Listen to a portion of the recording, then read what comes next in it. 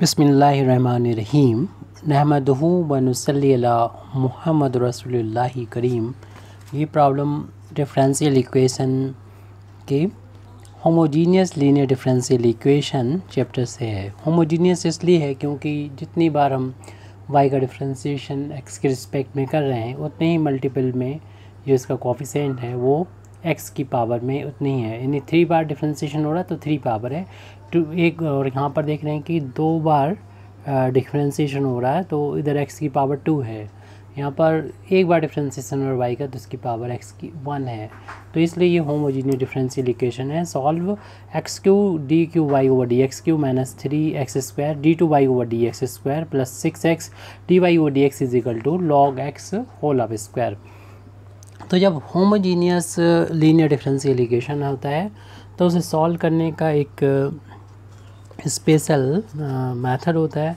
उसमें हम सब्स्टिट्यूट करते हैं x की वैल्यू को इस तरीके से कि हमारा ये डिफरेंशियल इक्वेशन रिड्यूस हो जाता है। तो उसी को पहले तो अपने डिफरेंशियल इक्वेशन को अपना नोट कर लेंगे। हमारा तो ये लिखा हुआ है, हम नोट नहीं कर रहे हैं। आप सॉल्यूशन में पहले अपना सॉल्यूशन इसको क्वेश्चन को नोट कर लेंगे। उसके बाद लिख देंगे कि हम सब्स्टिट्यूट करने जा रहे हैं, पुट करने जा रहे हैं।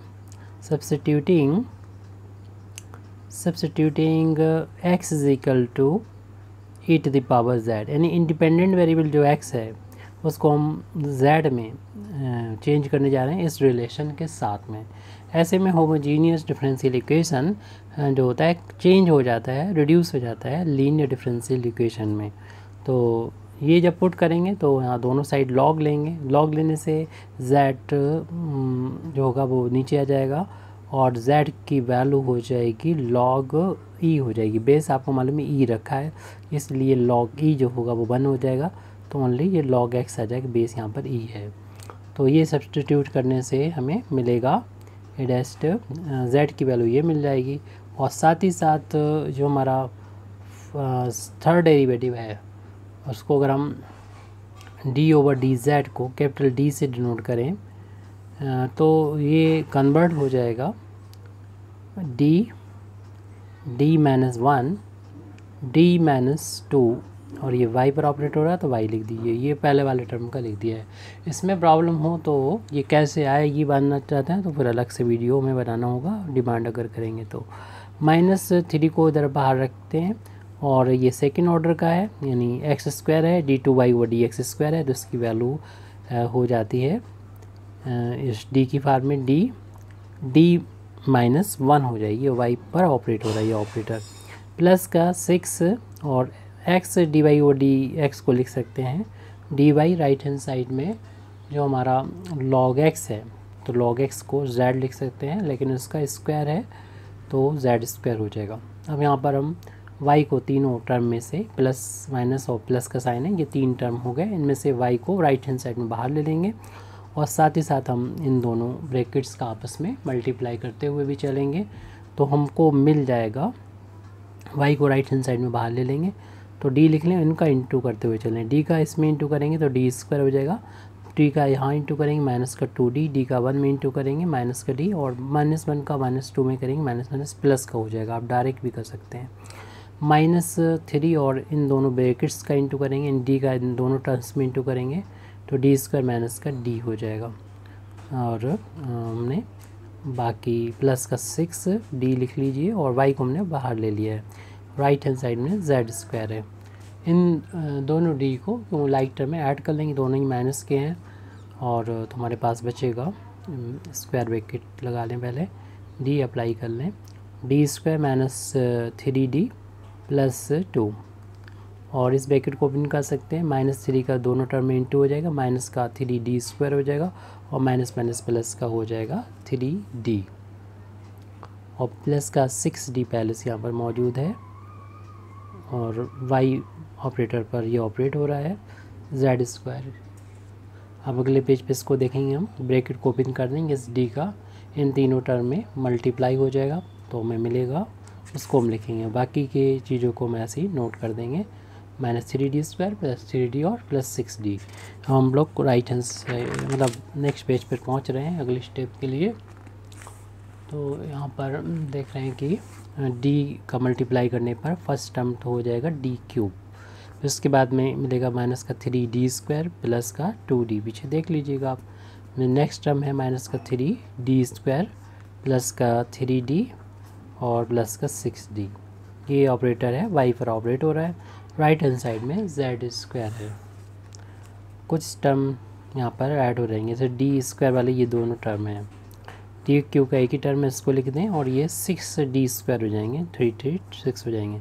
और डी वाले भी ये ऐड हो जाएंगे, लाइक टर्म है तो ये हो जाएंगे 10 टाइम्स, क्योंकि 11 टाइम्स होते हुए नज़र आ रहे हैं, क्योंकि ये है 10 6 है और ये 2 और 3 ये हो जाएगा 5, तो 5 और 6 से 11d आ जाएगा। y पर ऑपरेट हो रहा है z²। हम लोग यहाँ पर देख रहे हैं कि ये होमोजीनियस लीनियर डिफरेंशियल इक्वेशन था, वो कन्वर्ट हो चुका है लीनियर डिफरेंशियल इक्वेशन में, जिसको हम लोग सॉल्व जब करते हैं तो दो पार्ट होते हैं। जैसे y की वैल्यू फाइंड करेंगे तो कम्प्लीमेंट्री फंक्शन और प्लस पर्टिकुलर इंटीग्रल दोनों को ऐड कर देंगे, सोल्यूशन हमको यानी जनरल सोल्यूशन मिल जाएगा। तो कम्प्लीमेंट्री फंक्शन फाइंड करते हैं इस डिफरेंशियल इक्वेशन की एक्सिलरी इक्वेशन को लिख के। इट्स एक्सिलरी इक्वेशन यानी हेल्पिंग इक्वेशन।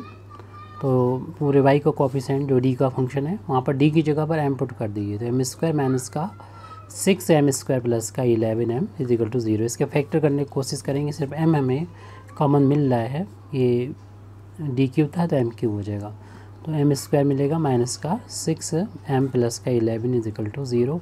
या तो ये 0 ये 0, अगर से हमें m की 0 मिलेगी। दूसरा जो m² माइनस 6m प्लस 11 इसको 0 मिलेंगे, रखेंगे तो इसके फैक्टर तो हम नहीं कर पाएंगे, क्योंकि 11 जो है वो एक प्राइम नंबर है और इनका 1 ही फैक्टर होगा इसका, और 1 से माइनस करेंगे 10 आएगा, हमें 6 लाना नहीं आ पा रहा, तो उसके लिए हमें फिर फैक्टर नहीं हो पाएंगे। तो हम यहाँ पर क्वाड्रेटिक फार्मूला यूज़ करेंगे, जैसे कि ax² plus bx plus c बराबर 0 होता है, तो इसका क्वाड्रेटिक फार्मूला होता है x equal to minus b plus minus √b² minus का 4ac अपॉन 2a, ये होता है फार्मूला। तो उस फार्मूले का हम यूज़ करेंगे तो m की वैल्यू हमको मिल जाएगी, m equal to minus b होता है, b यानी माइनस का 6 है यहाँ पर, और प्लस माइनस √b² यानी माइनस 6 का होल स्क्वायर।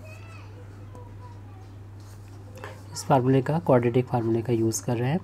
-4ac, a यानी इसमें कोफिशिएंट नहीं लिखा तो 1 होगा, c की वैल्यू 11 है यहाँ पर, अपान में 2a, a की वैल्यू 1 है, नहीं लिखा होगा 1 होगा, तो m की वैल्यू हो जाएगी यहाँ पर माइनस माइनस प्लस का 6 plus minus square root minus का स्क्वायर प्लस 6 का स्क्वायर 36 माइनस का ये 44 हो जाएगा, अपान में 2। इन दोनों का डिफरेंस देख लेंगे तो इनका डिफरेंस हमें दिख रहा है कि 8 है, लेकिन बड़ी क्वांटिटी माइनस की तो माइनस का हो जाएगा। और स्क्वायर रूट -1 को हम आयोटा आई से डिनोट करते हैं, जो -8 है उसको लिख सकते हैं -1 × 8 लिख सकते हैं। तो हम यहाँ पर जो -1 रूट लग रहा है ये, तो -1 का स्क्वायर रूट की जगह पर आई कर देंगे और 8 का स्क्वायर रूट को लिख सकते हैं, 8 को लिख सकते हैं 4 × 2 लिख सकते हैं 8 को, √8 को, और इसमें से 4 2 की फार्म बाहर निकलेगा, इसलिए इसकी वैल्यू 2√2 आ जाएगी। इसका स्क्वायर रूट हमने इतना लिख दिया है, अपान में 2 ऊपर से हम कॉमन भी ले लेंगे तो m की वैल्यू में मिल जाएगी 3 प्लस माइनस i²√2 अपान में 2, और ये 2 से 2 कैंसिल होने पर m की वैल्यू हमको मिल जाएगी। तो m किस तरीके से हमें 3 वैल्यू मिल गई, 2 वैल्यू तो ये हैं जो कॉम्प्लेक्स कॉन्जुगेट की फार्म में है, और एक वैल्यू m बराबर 0 पहले ही हमको यहाँ पर मिली थी शुरू में। तो इस तरीके से m की वैल्यू मिल जाएंगी, 3 वैल्यू 0 है, 1 और 2 ये कॉम्प्लेक्स कंजुगेट की फार्म में, प्लस लेंगे तब एक वैल्यू मिल रही है और माइनस लेंगे तो दूसरी वैल्यू, यानी इन दोनों वैल्यू जो कॉम्प्लेक्स कंजुगेट की फार्म में होते हैं उसका हम कम्प्लीमेंट्री फंक्शन लिखने का तरीका होता है एक स्पेशल, तो उससे लिख देंगे कम्प्लीमेंट्री फंक्शन लिख सकते हैं।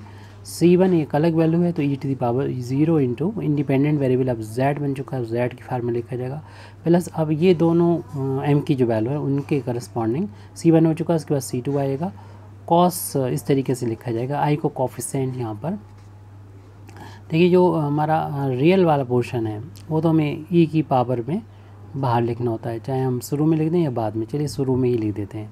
तो e की पावर में 3 लिखेंगे, चलिए इसे काट देते हैं, ठीक से नहीं आ पा रहा।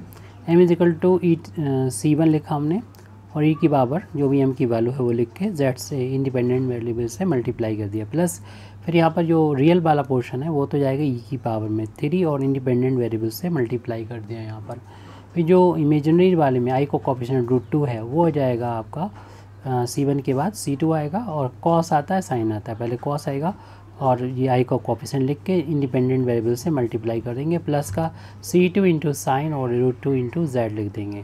चाहे तो आप इससे अभी से ही z को x की फार्म में बदल दें, क्योंकि मैं क्वेश्चन x की फार्म में दे रखा था, इंडिपेंडेंट वेरिएबल x था वहाँ पर, ये z है। चलिए 0 इंटू जो z है वो तो 0 हो जाएगा, और e की पावर 0 की जो वैल्यू होती है वो 1 के इक्वल होती है। 1 से C1 में इंटू करेंगे तो C1 ही आ जाएगा ओनली, और e टू द पावर इसे ऐसे लिख सकते हैं z की पावर 3 लिख सकते हैं, क्योंकि ब्रैकेट के ओपन करेंगे, ब्रैकेट के अंदर और बाहर की पावर का मल्टीप्लाई हो जाएगा, यानी 3z को ऐसे लिख दिया, और C2 कॉस √2 और z की वैल्यू में आगे चल के एक साथ लिख देंगे, यहाँ पर भी वहाँ पर भी लिख देंगे, प्लस का C2 into sine √2 into Z की वैल्यू पुट कर देंगे। चलिए अब x की फार्म में इसकी वैल्यू लिख देते हैं।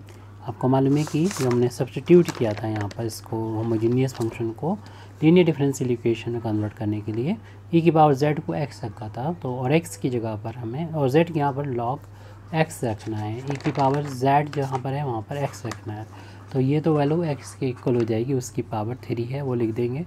ये C2 इंटू कॉस √2 ये वैल्यू जो है log x के इक्वल हो जाएगी, और यहाँ पर x में बेस e है log में, प्लस का C2 इंटू साइन, बिल्कुल इसमें भी ऐसे ही होगा, स्क्वायर √2 इंटू log x हो जाएगा।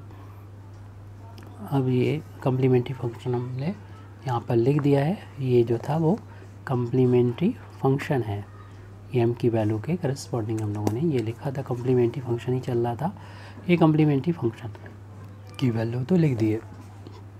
तो ये पार्ट हो गया। हमें पर्टिकुलर इंटीग्रल की वैल्यू और फाइंड करना है, तो पर्टिकुलर इंटीग्रल की वैल्यू को फाइंड करने के लिए 1 में लिख देंगे, जो भी डिफरेंशियल इक्वेशन में y का जो कोफिशिएंट है वो पूरा आप लिख देंगे, d³ - 6d² प्लस का 11d, और फिर यहाँ पर जो राइट हैंड साइड में होता है डिफरेंशियल इक्वेशन को वो यहाँ पे लिख लेते हैं।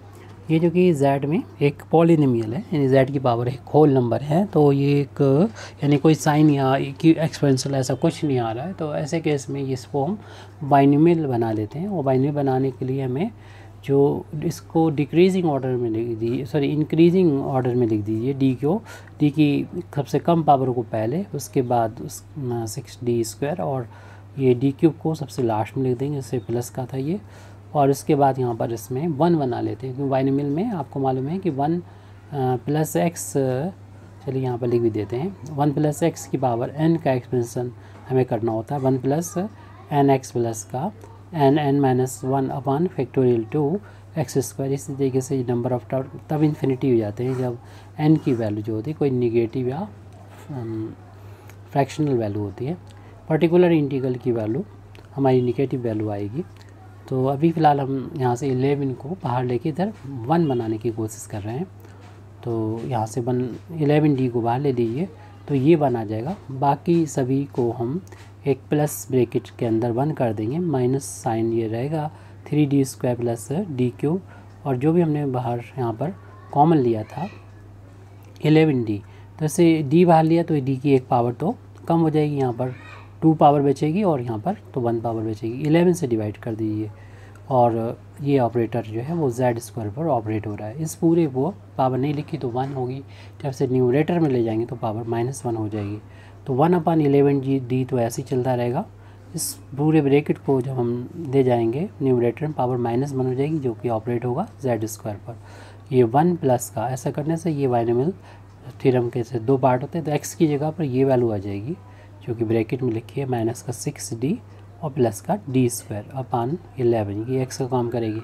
और इस तरीके से हम एक्सपेंशन कर देंगे, क्योंकि z की पावर 2 है, तो जो d है, d मतलब d/dz, तो z के रिस्पेक्ट में डिफ्रेंसीशन जो कर रहे हैं हम लोग, वो कैपिटल D का मतलब d/dz है।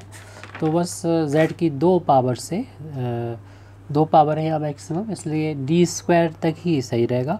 d³ जो होगा वो इसका डिफ्रेंशिएशन इसको 0 कर देगा, तो हमें d² तक ही पावर चाहिए, तो इसलिए ज़्यादा टर्म नहीं लिखेंगे, क्योंकि अगर इसका हमने नेक्स्ट वाला टर्म लिखा एक्स क्यूब वाला तो मिनिमम जो पावर मिलेगी वो डी क्यूब मिलेगी, जो कि इसका डिफ्रेंसिएशन 0 कर देगा, यानी सारे टर्म 0 आ जाएंगे। तो आगे हमें नहीं जाना, सिर्फ हमें ये 3 टर्म ही लिखना है इसको, यानी स्क्वायर तक लिखना है। बाइनोमियल थ्योरम लगा दें, 1 + x की पावर n की जगह पर -1 है यहाँ पर। 1/11 ये बार लिखा रहेगा, ये पर्टिकुलर इंटीग्रल की वैल्यू है।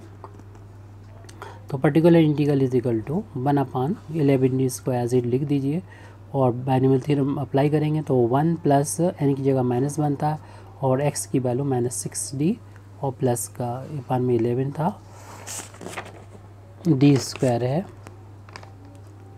और 1 + n x हो गया। नेक्स्ट टर्म n आप डायरेक्ट भी कर सकते हैं अगर आपको याद है इसका एक्सपेंशन क्या होता है, n-1/2 और x² मतलब ये वैल्यू का स्क्वायर, -6d अभी हम फार्मूला बोल रहे हैं उसी के अकॉर्डिंग लिख रहे हैं जो कि क्वेश्चन में दे रखा है।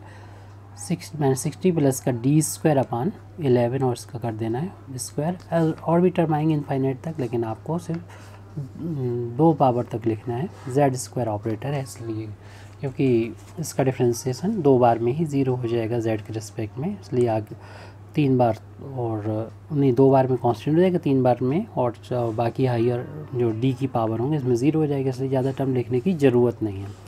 तो 1/11 जी बाहर चलेगा ये अभी, और ये ब्रैकेट ओपन कर देंगे और 11 को दोनों के नीचे लगा देंगे, -1 का भी इसमें इंटू कर देंगे, तो 1 माइनस प्लस का हो जाएगा 6/11 d हो जाएगा, और ये माइनस यहाँ पर जाएगा माइनस कर देगा, d²/11 आ जाएगा।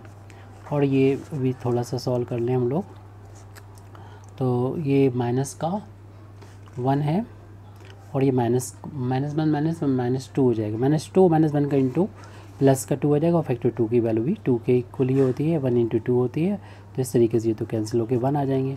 यहाँ पर आप बाकी टर्म ना लिखें, क्योंकि होल आप स्क्वायर करेंगे a + b का, डिनोमिनेटर का स्क्वायर तो आ गया 121 11 का स्क्वायर, इसका स्क्वायर करेंगे, लेकिन दोनों के इंटू को टाइज भी करेंगे, लेकिन इसमें हमें जो ज़रूरत का है वो पहला टर्म है, जब इसका स्क्वायर करेंगे माइनस का स्क्वायर प्लस, और 6 का स्क्वायर 36, d का स्क्वायर d², बाकी टर्म जो होंगे कोई फ़ायदे के नहीं होंगे, इसे हम लोग छोड़ देंगे, प्लस एंड सो ऑन, बाकी जितने भी टर्म होंगे बाद वाले इनफाइनाइट टर्म्स हैं, और z² पे ये ऑपरेटर ऑपरेट होगा, क्योंकि z की पावर ज़्यादा नहीं 2 है, तो 2 तक ही हमें d की पावर भी रखना, बाकी हायर जो होगी वो इसको 0 बना देगी, ये जब ऑपरेट होगी z² पर तो वो सब 0 हो जाएंगे टर्म, तो उनको नहीं लिखा हमने। 1/11 और नहीं लिख भी नहीं सकते क्योंकि इनफाइनाइट होंगे, तो 1 + 6/11 d वाला यही टर्म है, d² की ये दोनों टर्म मिल रहे हैं, लेकिन अभी में कलेक्ट करना होगा इसको दोनों का एलसीएम, ये प्लस वाला है ये माइनस का है, ऐसा करते हैं हम प्लस साइन लगा लें, अप्लाई कर लें, और d² बाहर लिख लेंगे, माइनस का ये है 1 ऊपर लिख सकते हैं, -1/11 ये है, और प्लस ये तो कैंसिल हो गया, तो ओनली 36/121 ये बचा हुआ है, हालांकि ये कैंसिल हो सकता था शायद, तो d² को बाहर लिख लिया, चलिए रहने दीजिए, और एंड्स ऑन और z² है।